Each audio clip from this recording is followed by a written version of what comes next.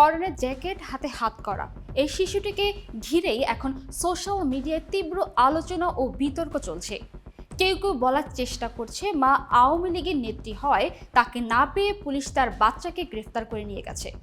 কিন্তু এটা কি আদৌ সত্য? আসলে কি ঘটেছিল শিশুটির সাথে? চলুন জেনে নেওয়া যাক বিস্তারিত।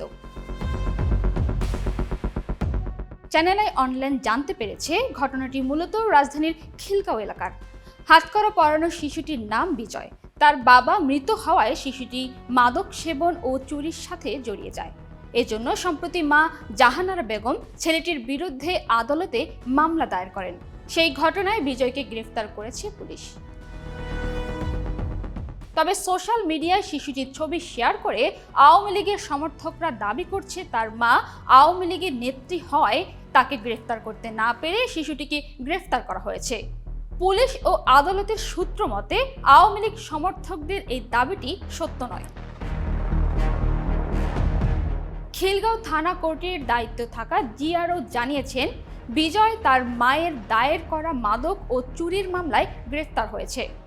বয়স জিজ্ঞাসা করা হলে শিশুটি নিজেই 18 বছর বলে জানিয়েছে। সেই অনুযায়ী ব্যবস্থা হয়েছে। না হলে 18 বছর কম বয়সী কাউকে সাধারণত কারাগারে পাঠানো হয় না, তাদেরকে সংশোধনাগারে পাঠানো হয়ে থাকে।